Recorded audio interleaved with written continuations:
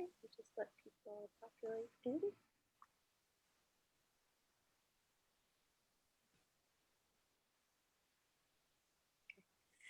Let people join us, but hello everyone, good evening. My name is Kia Brooks and I'm the Deputy Director of IFP.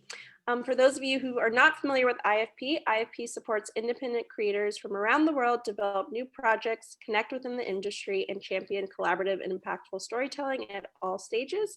We're most familiar for our work within film, but we also work within episodic content and podcasts.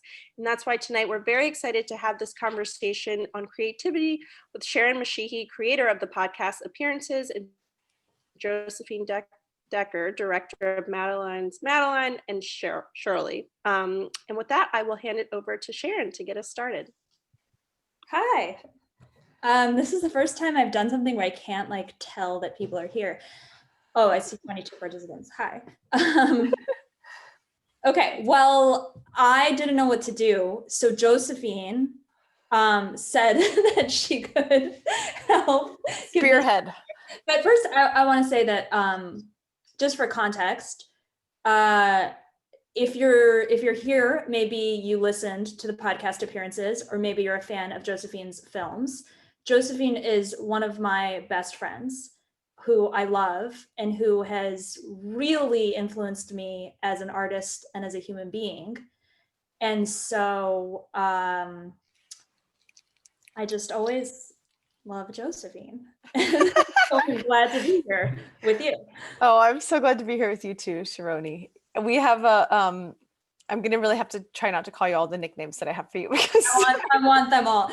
Sharon Mashihi. Yeah, no, I call Sharoni like Shariro, Sharoni, Sharini Rooney. It's a growing list. And I said that I would, take the reins because I definitely know what I'm doing. I have a candle for good luck. Oh, good.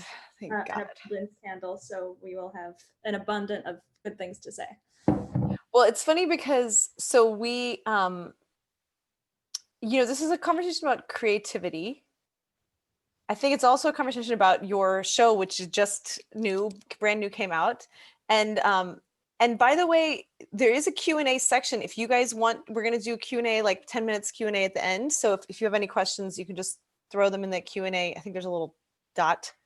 I don't know. I see a dot. Anyway, somewhere, maybe chat. I don't know. Put the Q&A question. You guys know what to do. I'm sure everyone's been on Zoom before.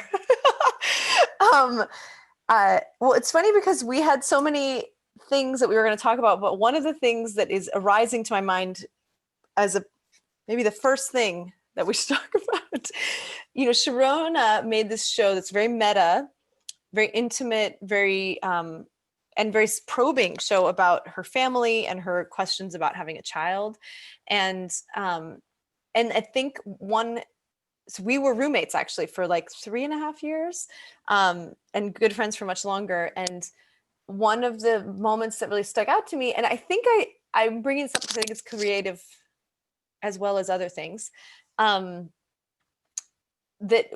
Sharona, we were talking about that crazy weekend thing where you go and what is that called? The lifetime. It's that, that there's the 3-day.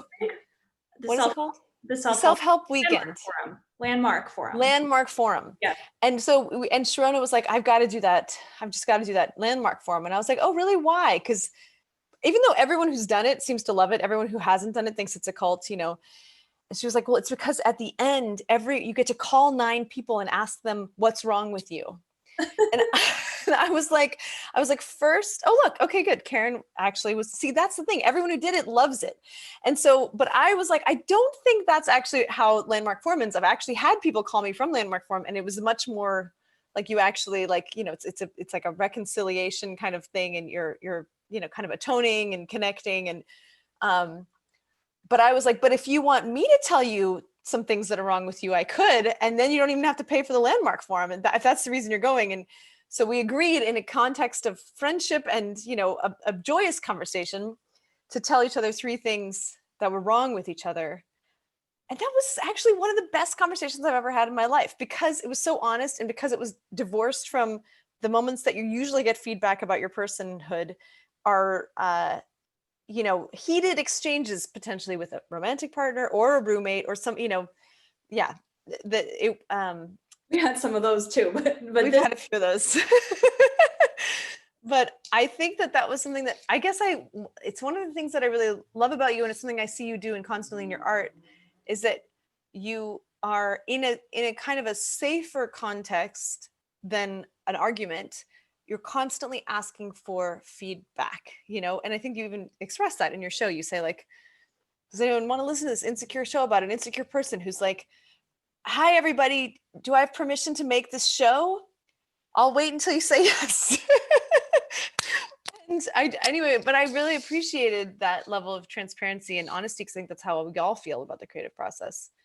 I'm just reflecting things right now. Do you have anything you want to share, Sharoni, about these events? no, I do feel that way. I feel that way right now in this Zoom. I guess I just like, I say it in the show, but I always want to ask, are you having a good time? I compulsively want to ask, are you having a good time?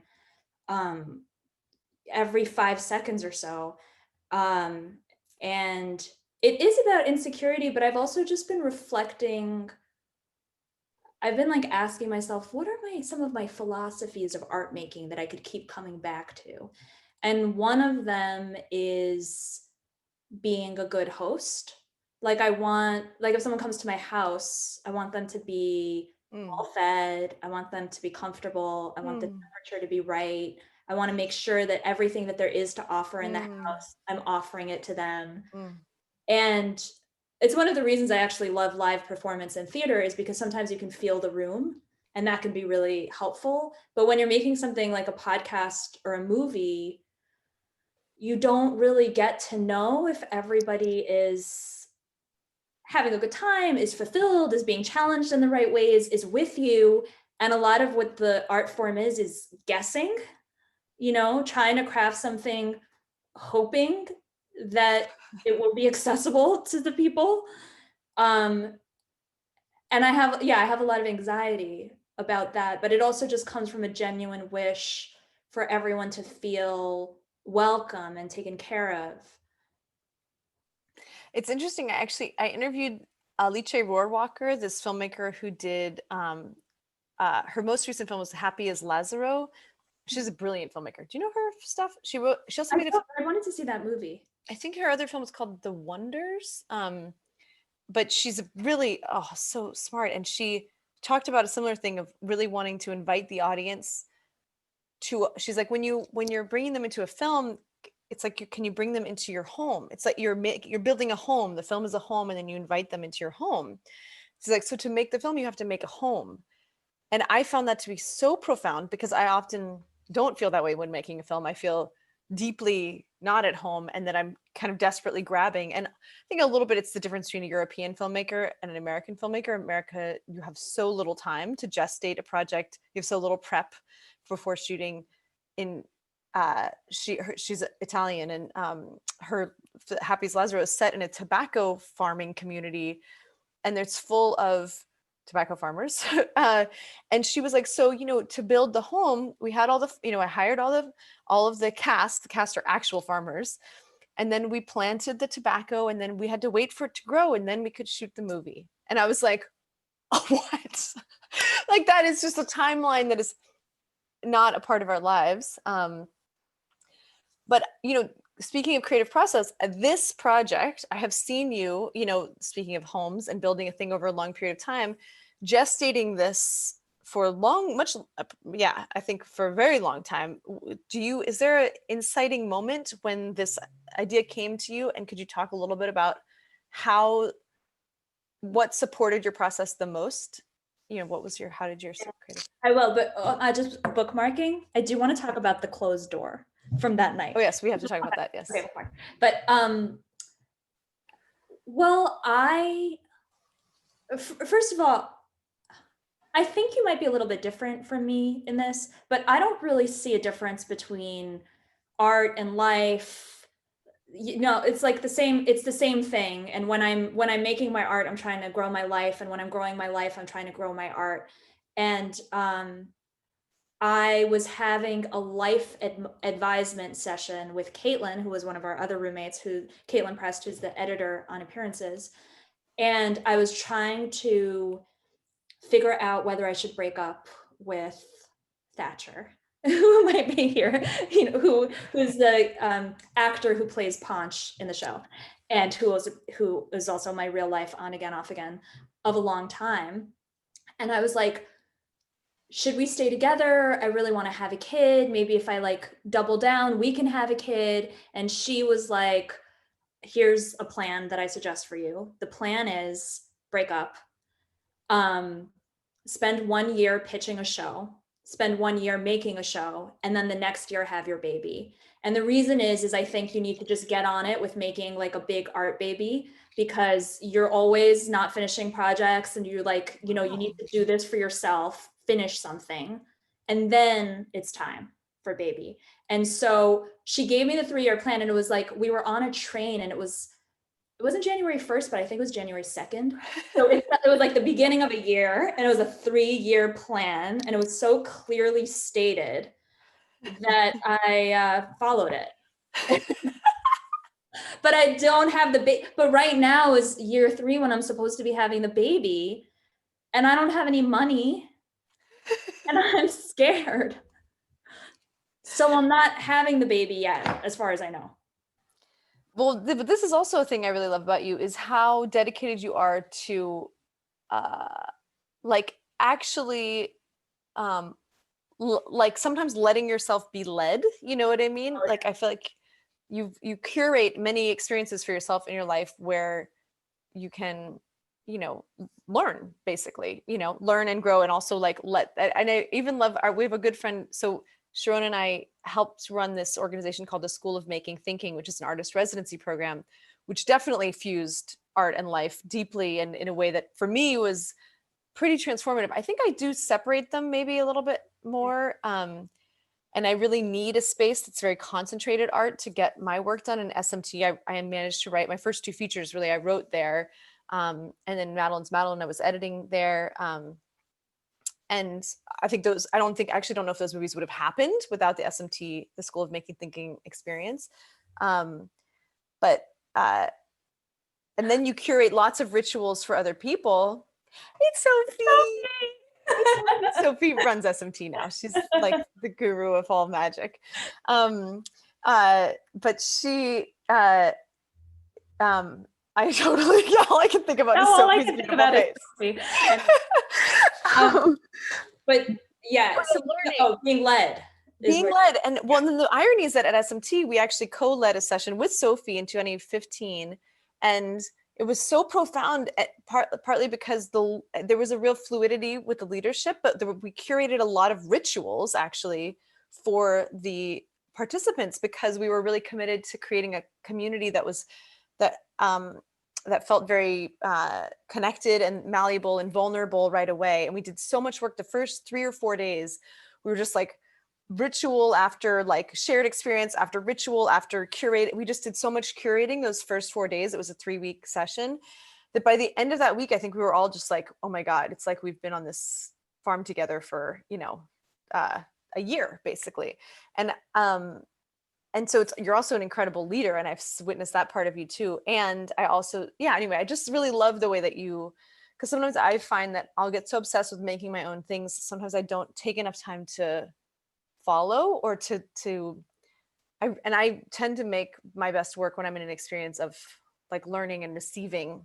It's very hard to generate when you're just like, oh, I have to make something, but do you want to talk about how you balance this, like receiving this input output thing, and how you kind of think about? Yeah, kind of it's interesting that you say. I guess I'm so curious about you. I have so many questions about how you are the way you are, but I'll ask after. First, I'll start with what you're asking about receiving. And well, I think I love the model of making radio that I came up in, where it's like there's the maker and there's their editor, and those roles are very clear. And I have spent most of my radio life more often in the editor role, And I love when a maker will have some amount of surrender to me as an editor. Not every, different people want different things from their editor. Some people want, like, I'll do everything you say, just give me a list and I'll just enact it. And some people want more hands off. But I tend to, I love both when I am an editor and when I'm receiving editorial guidance to give the list and have the person do. And then I like to receive the list and just do. And that has gone badly when I've worked with the wrong editors who like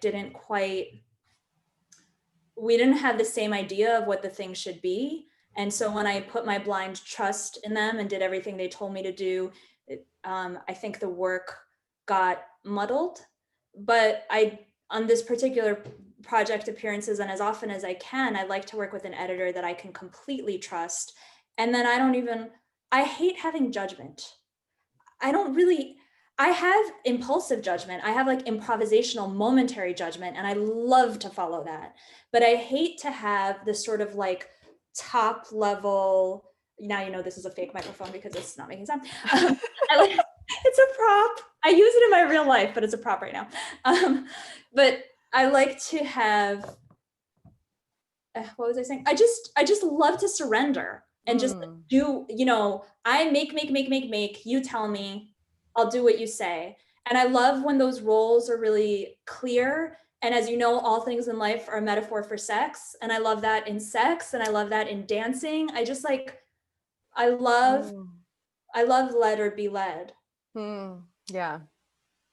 Yeah, I know what you mean. I feel like that when I found Zen Buddhism, I was so relieved to find something that was that tightly structured that you couldn't escape. And I think it was like, I remember the first meditation that I sat with, I practiced at Zen Mountain, or when I lived on the East Coast, I practiced at Zen Mountain Monastery in the Fire Lotus Temple. And we're going up to the monastery just one weekend because I kind of was losing my brains and convinced them that to let me go.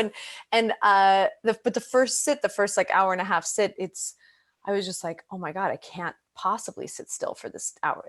I will die. And then I did it.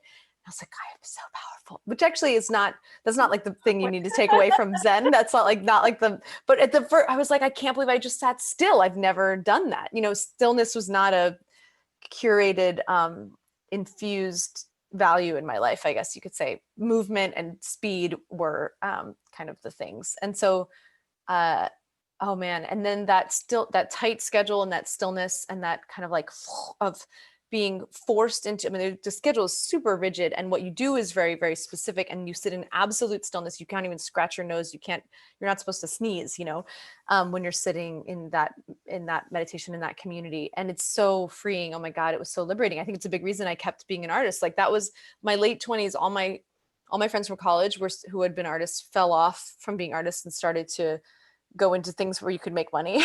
I think I stayed because I found that Zen Buddhism. Love that place. Anyway, speaking of what? You turned me on to it, and I also love that place. And I love how many rules there are. Oh, Jesus God. Christ, so many rules. There are even rules, if you go to a silent retreat, there's even rules about where your gaze has to be. At all times, you have to be looking at a 45-degree angle down. You're not allowed to make eye contact with anyone or smile. It's amazing. It's amazing. You stay in the zone, in this meditative, yeah. You go deep into this, Yeah. Speaking of rituals, this might be a good time because we do have a ritual.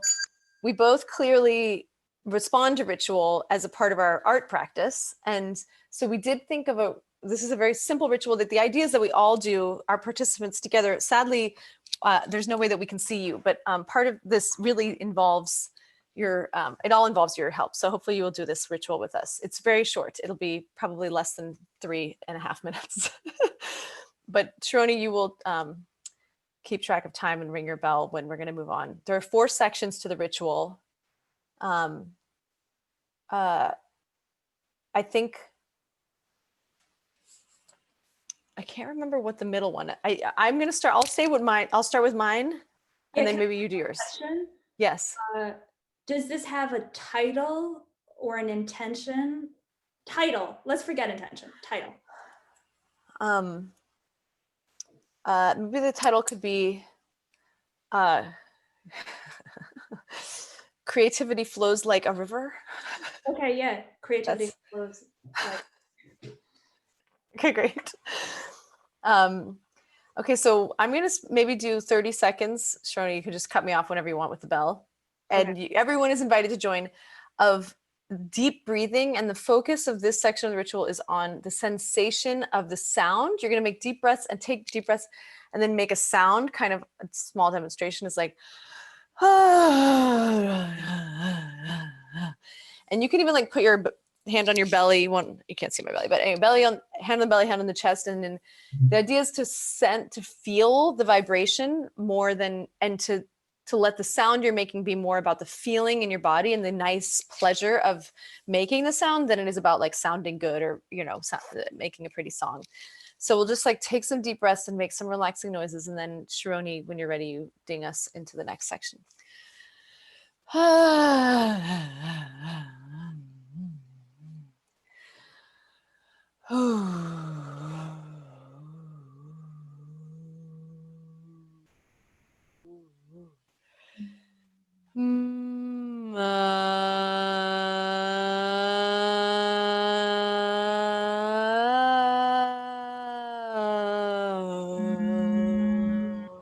You can explore different places in your body that make vibrations with your voice. Oh,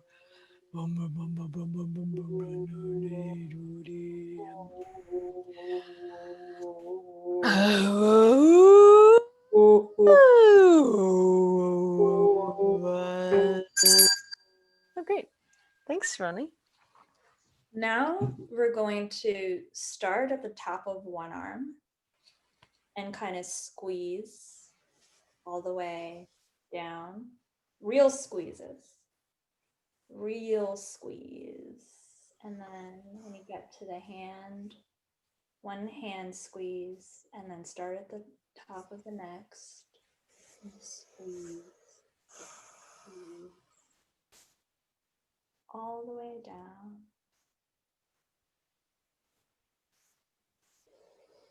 And then when you land at the hand, this time clasp hands with yourself and shake it. Shake it.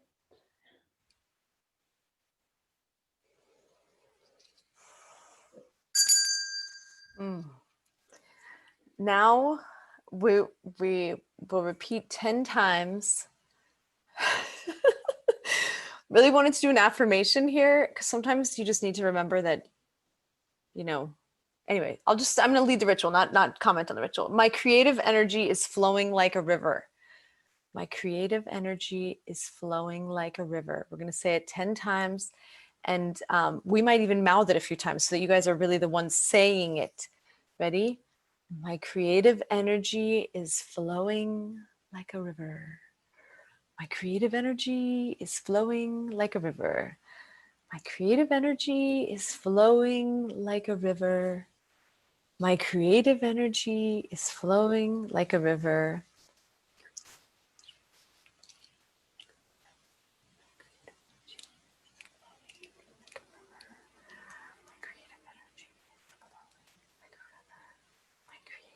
Energy is flowing like a river. My creative energy is flowing like a river. My creative energy is flowing like a river. My creative energy is flowing like a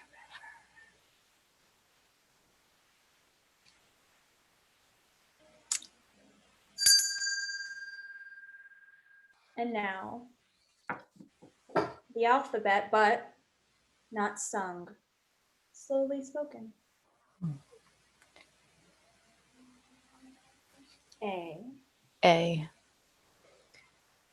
B. B. C. C. D. E. E. F. F. G. G. H. I. J. K. L. M.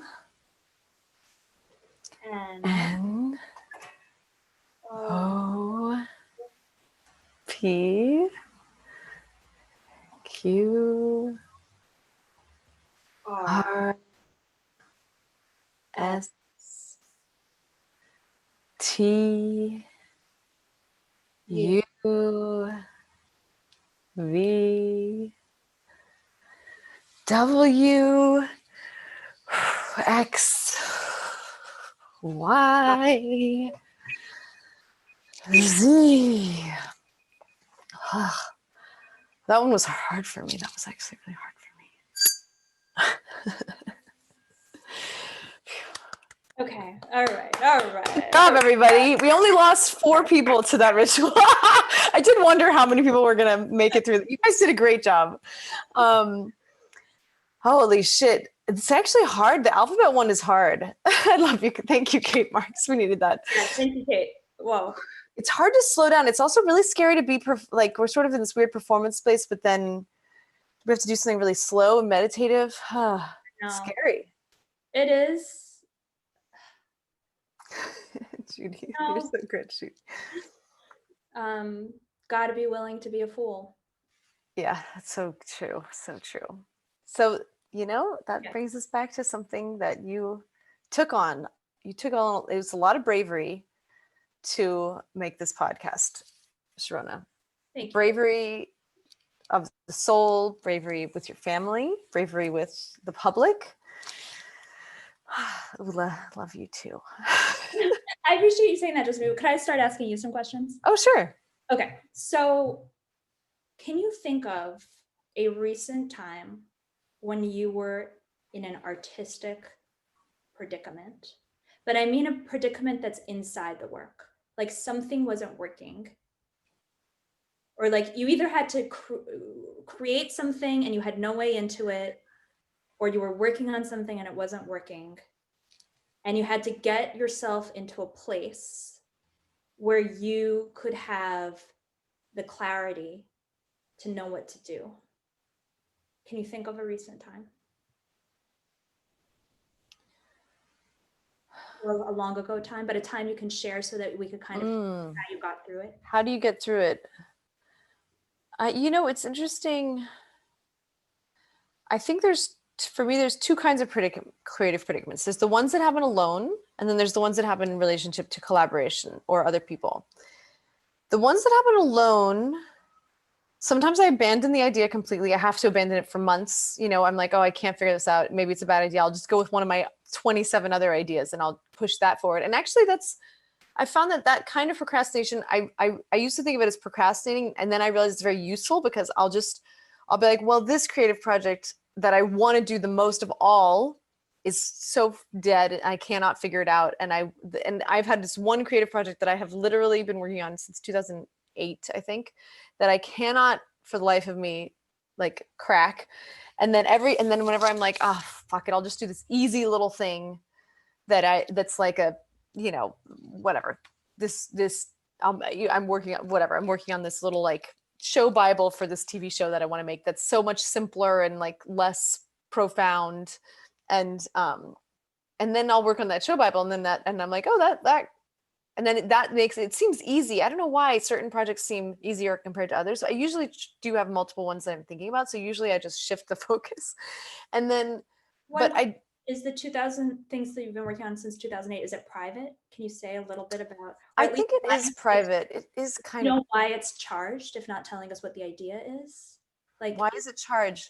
I think because I have wanted to make it the most, but it is the least concrete. It's a very like dream-ish world. And I think what's gorgeous about it is the poetic dream-like imagery, but I've had a very hard time every time I try to put structure into it and try to make characters that you follow through a story. I get very like shut down about it. It just feels like it all wants to be like one amazing image after another. But that I don't know how to sell that or make that into a movie that somebody funds, and it usually do start with an image. That's when I have an idea, I'll usually start with an image and then that turns into like maybe a character that I develop, or I'll have an image and then I'll meet someone. Like that's actually what happened with Helena Howard with Madeline's Madeline. I had this image of this like sea turtle in the ocean that sort of became a person wearing a sea turtle costume that then became a person acting in a workshop pretending to be a sea turtle. And then I met Helena Howard separately. I thought she was a terrific actress. And then I started to realize, oh, these worlds can kind of combine, and this kind of interest in performance and in going completely inside of the mind, the way that you have to, like when you give yourself over to a performance, there's a kindred space there with what I was living through with somebody very close to me who was struggling with mental illness and kind of was, felt like they were having an experience of watching their life, but not living their life, and that their life felt like a movie. And so just thinking about this performance and mental health as these spaces, it sort of all came together when those pieces came together, although you were part of that process, and that was not so easy. It was like, then there was all this, we made a million things, we tried a million improvisations. But you dove in. I mean, that's actually, I would love to talk to you some other time longer about the 2008 thing. I don't know if it's a project I know about yet, but what it sounds like is you're not inside of it yet. You keep being around it and sort of like worried about its outsideness and have never gone into its insideness. And the thing about Madeline's Madeline is that, yeah, it was like a long birthing process to get it to where it was. But I did learn a lot from watching you, because you just jumped right in. You were like, I'm going to bring 30 people, or however many it was, 20 people into a rehearsal room, and I have no idea what it is, but we're going to be inside of it. And from the inside, it's going to become something. Yeah. But I think a little bit there is an insideness to mystery. And I think when you start to put plot and very specific characters, like, I don't know. I mean, I don't know. I guess I just keep losing the mystery, but maybe I need to find the mystery inside of a character or something. I don't, because I feel like in a weird way, it's much closer to my heart than anything else. It feels much more connected to me. That's probably why it's so hard, is that it doesn't feel so. And sometimes these external structure things feel anyway complicated, but then the other creative problem that I tend to have is the collaboration problem, which is, I think everyone who works, at least, which I really appreciated about your podcast. You just played everybody. Honestly, it's because I'm incapable of proper collaboration. Yeah. But it's so wonderful. It's like actually such a joy. Such a freaking time saver. Oh my God. Yes. And I actually love working with other people. It's one of my favorite parts. That's why I love making movies, is that the collaboration, and it's the most challenging. And I find that it's so, it can be challenging in so many different ways, just having different visions, or maybe like me learning how to communicate really clearly, or sometimes, I have a real desire to support collaborators, like other collaborators exploring their own ideas. I think that's something that's really important. I don't think my idea is the best idea, but sometimes what ends up happening is if I give too much freedom and then I do ultimately want my idea, then that's a little, that I think that's frustrating for people. They're just like, why didn't you just tell me you just wanted your idea? Like, why'd you let me get this far along? And we had to shift, so yeah, I think but those are just I think that's all the growing pains of being an artist. I don't know if that gets any easier. I think it's sort of like, you just learn to maybe teach people how to expect your own bad behavior as an artist, and be like, this is how I work. I don't really know what I want. And then like, if I see what you're doing, then I'll want to change it to make it what I want, but I won't know until I won't really know it until you do it. And then I won't want what you did, but I'll know what I want better. That's, it's like a good waiter. It's very, people hate that. Anyway. People have been doing that to me, but I know it from both sides. It's very, yeah. Wait, so did you want to talk about the closed door? Oh yeah.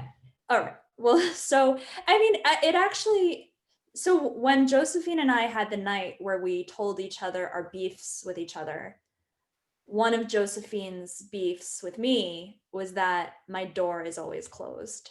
And she meant it literally and metaphorically. Roommates across the hall, and she never has a door open. Her door was always open. My door was always closed. And I guess I was thinking about the closed door as a metaphor in two ways. One is that I think as a human being and as an artist, I'm constantly walking a tightrope between my deep need for privacy and my need to expose all, and then a need to welcome people in, and a need to a starvation for intimacy and a repelling of intimacy.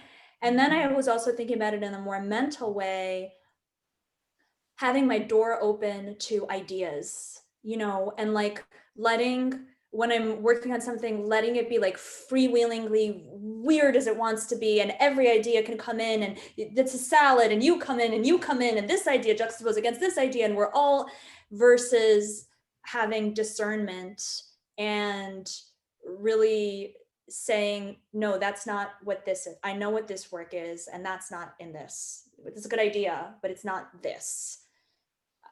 I don't really have anything to say other than like, these are things I'm thinking about and that I'm challenged by. And I guess I wondered what your reflections are on all of that. On all of that. Or whatever fronts resonate with you. Yeah. The closing and the opening. I find that I get really stuck.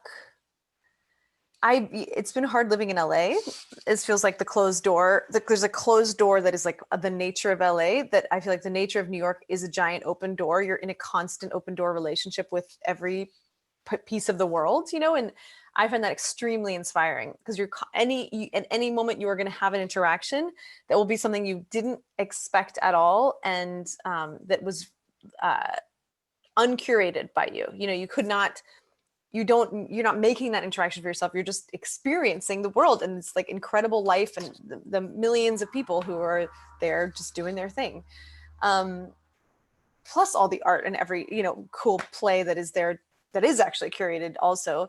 And in LA, oh my God, it's been really hard to access my creativity the same way, because in terms of gestating my own work, I've been working on projects that I didn't write, because I think I have felt it's been hard to write here, because I'm like, what is there to write about? Like, I'm interacting with nobody, nothing that I didn't curate myself is a part of my life. And I find that very difficult.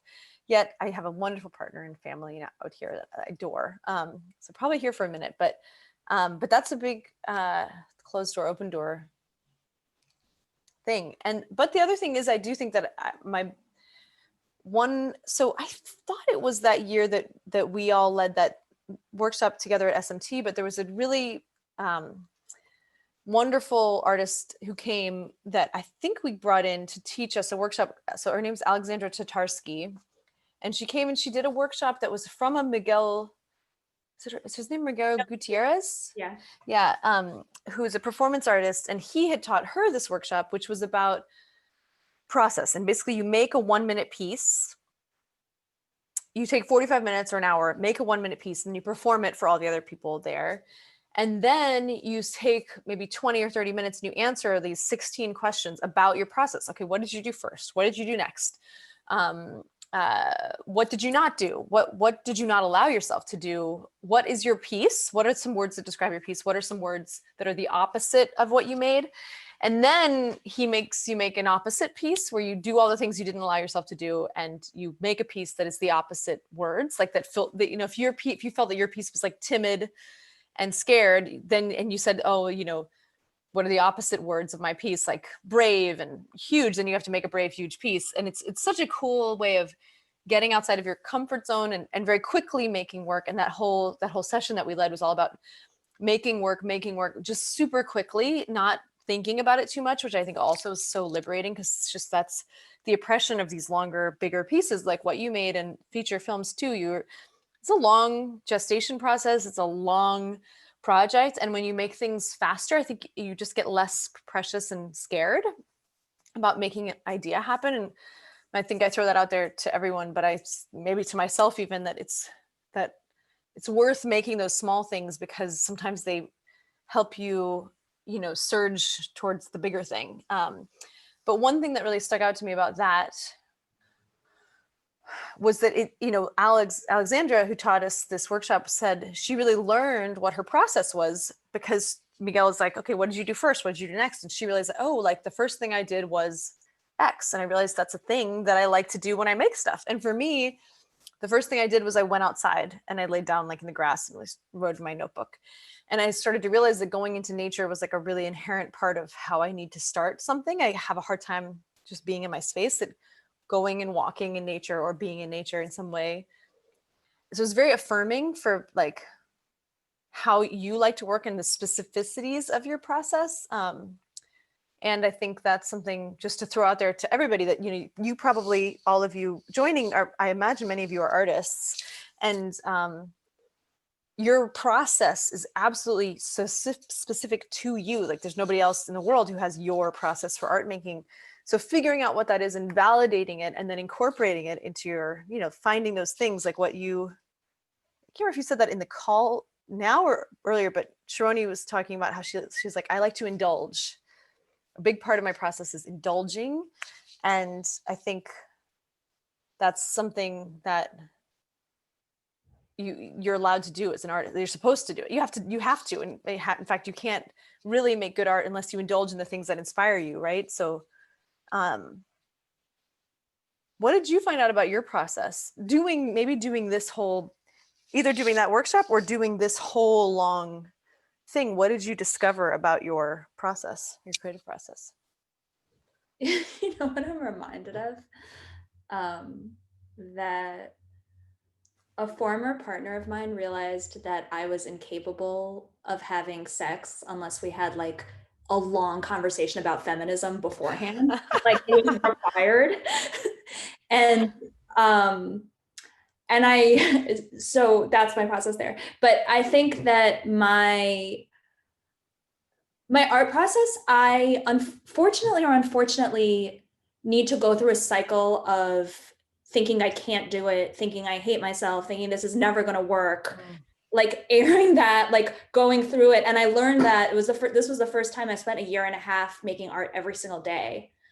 And it was the first time where I realized that I just have to wait that out in myself, that every day I'm going to think I can't do it. Every day I'm going to think nothing is going to happen. I'm going to run through a dialogue, maybe write a line in my journal, maybe I'm going to cry, take some walks, think it's over. Like, why am I even alive? Wait, it'll be done. I'll be exhausted.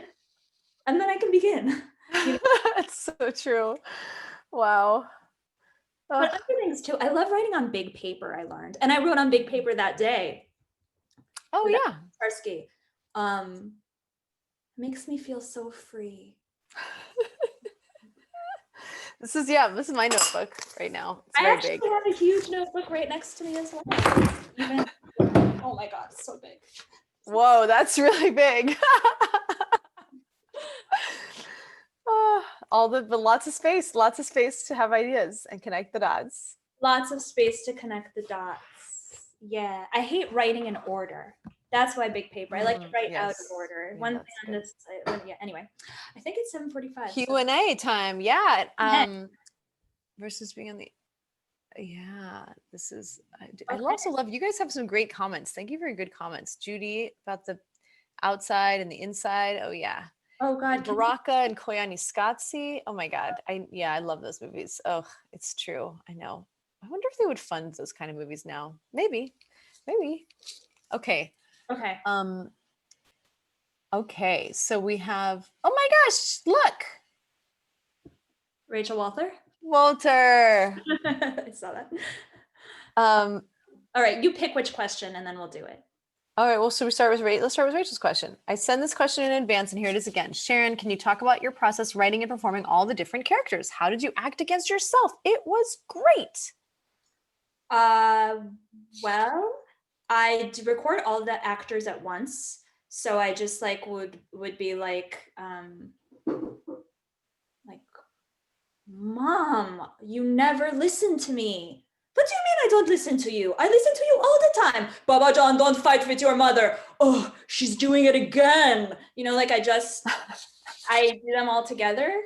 But I also sometimes, the nice thing about, I have to say, for anyone who's ever tried to direct actors in audio, what used to happen to me is I would think we would have the recording session and I would think that the performances were really good. And I would even like direct the performances and be so proud of the better performance I got when I directed. And then I would go back and realize that none of it sounded good or none of it cut together right. And if anything, my interventions as a director made the work worse. Directing yourself. Directing actors and myself. Oh. And I would see this actually when I tried to direct films. Like I would see the takes, and the first take was always better than the takes that were a result of my direction. So, yeah, but that's usually the case. That doesn't change. That doesn't either. Yeah. Maybe, but the nice thing about doing something in audio and having it primarily be your voice is I was constantly doing pickups that adjusted to the sonic universe, just adjusted to the take of the last thing. You know, I could constantly adjust my timing. And then the other thing I love about cutting audio is you can adjust timing. So even if the timing is not there in the performance, you can add and remove pauses as necessary to like get the rhythms. Right. That's the answer. Also, I'm going to definitely ask this question because it's one that I think I've heard you were like, I really wish someone would ask this question, and then we got it. So I just want to note, I often find myself with crippling imposter syndrome and a pressure expectation for my own creative work. I love the way you both approach the idea of process in your work. Do you have any feedback or words of advice for those of us who struggle with the self-doubt that makes it hard to create without focusing on product? Yeah.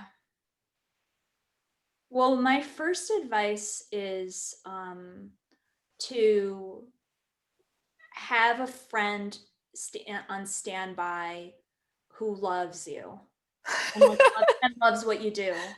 I think that the difference between when it was much harder for me to make art and when it got easier for me to make art was when I had found my friend community and the people I could constantly share with and who would be entertained by what I did, even if what I did wasn't like objectively entertaining. I guess personally, I just really need validation and love and someone to be like, you know, you're good. This is good. I love you. Keep going. I need that so badly. And I think, yeah, that's my number one suggestion.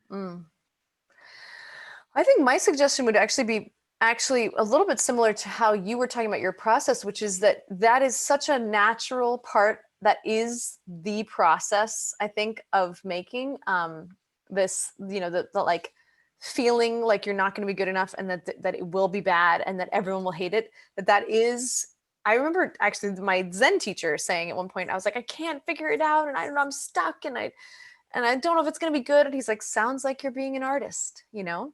And that is actually the true pleasure / horror of what we do, I think, is that this is constantly there. It does not go away. It will not go away. There's literally nothing we can do. So we just have to be with that level of pain and that like I think integrating that into the experience or accepting that like the doubt is going to be there, the doubt, and what you make will probably not feel good enough, even, you know, in many iterations and when it's done. And if it comes out and everyone thinks it's great, you might still be like, ah, what a terrible movie I made. It's usually how I feel. But I think maybe just not avoiding it. And I think, you know, I remember reading a lot about writers, just like that a lot of the task of writing is like just sitting down and just saying like, hey, here's the hour that I'm going to spend writing. And I think there's a great book. One other thing that is a great tool is, I'm sure you may be an anonymous attendee, you may have already read The Artist's Way, but I love that book so much. And that is literally a play-by-play of how to sort of get out of your own way as an artist. I went back and did it twice, I think. And I had a group of friends do it with me the first time, speaking of what Sharon just said, it's nice to have people go through it with you, but yeah, and it sort of gives you like a contract with yourself. And then it has you write 3 pages a day. And for me, the first page and a half was all self-hatred. And then something happened, you know, and it's only maybe a half an hour a day that you write, but stuff comes. It's amazing. So it's just curating for yourself the pockets of time, not shying away from the time that you've given yourself to spend on the writing, and these like assistance techniques, friends, or workbooks. I have to like every time I want to start an idea, I end up reading like the stupid Sid Field screenwriters workbook. I mean, it's like the most ridiculous, and it's just like a workbook. It's like, okay, what's your idea in one sentence, but it helps. I don't know, like these dumb things that like seem like they're the opposite of like the poetry that I usually need. Anyway, but Agree. Okay, do you want to pick one of these Q&A things to go with next, Sharona? Or do you Oh, want me to yeah, pick this is actually something I wanted to get to. Kate, Mark, I'd love to hear more about how you both use ritual in your daily practice. I also really like the one after it. What are the other things you don't like about each other? Oh my God. That's hilarious. Yeah, that's next. That's coming up. Ritual and daily practice. Oh God, I wish that I was doing it better. I have a baby. She's 1. She's amazing. And so the ritual has gone all the way. Actually, I would say that I mean, caring for a baby is definitely ritual, but I lost my daily spiritual practice a little bit. I think maybe that comes back. Eventually she'll grow up and but I was meditating 20 minutes, trying to do, even if it was just 5 minutes in the morning, some kind of meditation. And I did try to, when I was really in the throes of like creating and writing, I would meditate, and then I would set aside the half an hour to just write, just free write, just like don't lift your pen from the page, just write, for the 30 minutes, and let whatever comes out. And that was really generative. That was a very generative time for me. But now it's different. Now my daily practice involves a lot of dishes, but that's ritual too. What about you, Sharna? Well, I don't know if this is called ritual. I'm a big fan of Spalding Gray, and I had a real moment of recognition when I read Swimming to Cambodia, where the premise of Swimming to Cambodia. It's a true story where he is on a trip he's in Thailand for a movie he's working on, and he has this rule whenever he travels that he can't go home until he has a perfect moment. And so he's like stuck in Thailand because he can't have a perfect moment. And like he promised his girlfriend they were going to get married when he got back, and he like can't go back because he keeps not having the perfect moment.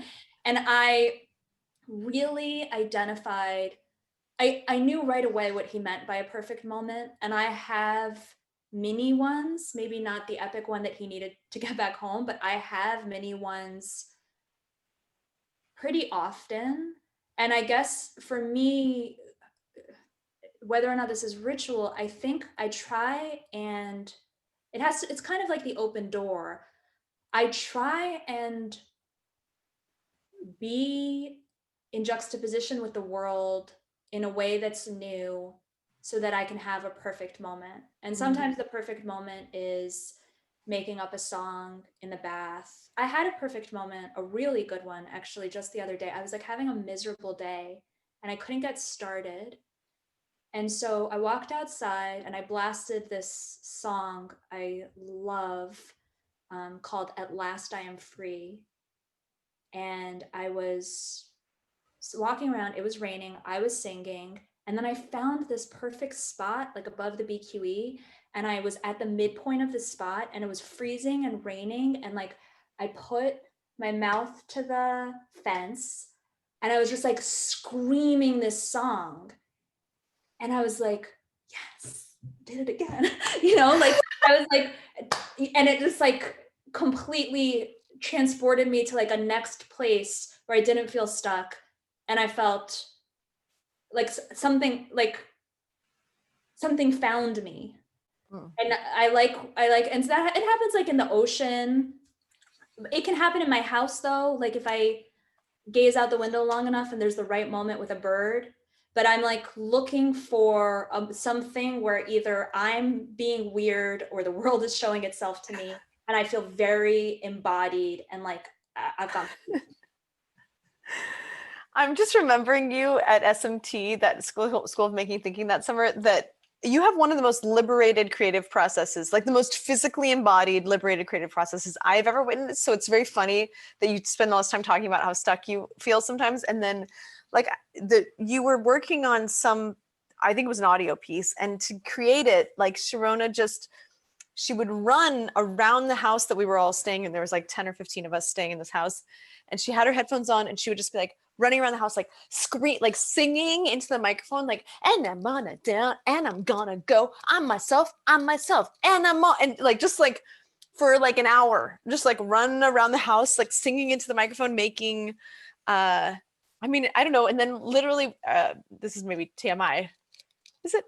Yeah. Our bathroom is next to the kitchen in the downstairs. And when Sharon takes a shower, she has the songs, these like made up magic songs, like cascade out of you that are just the most gorgeous, like miracles of invention, that it's such a pleasure to be around your creative flow, which is often flowing at times that I feel like this is really saying this out loud, which I hope is okay that I shared that you sing great songs. Yeah, I'm a little embarrassed, but go. Well, I apologize. No, I'm happy. No, I do. I think this is so important because I think it's important. It's not like that stuff is the work, but when you do that, then you don't get in your own way with the work because you have this like relationship with the moment where you're saying yes. And then the moment will give itself to you when you're, writing the story or whatever.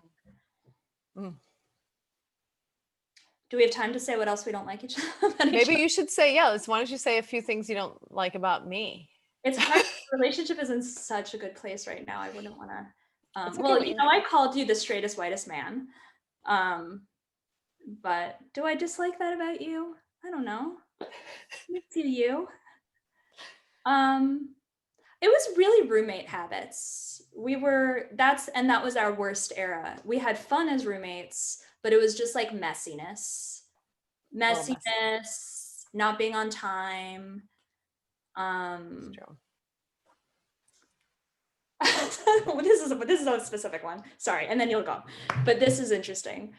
Sometimes I'll be like crying and having a really hard time, and then Josephine will be like, "I love that we're having this amazing intimate moment together. This is so great."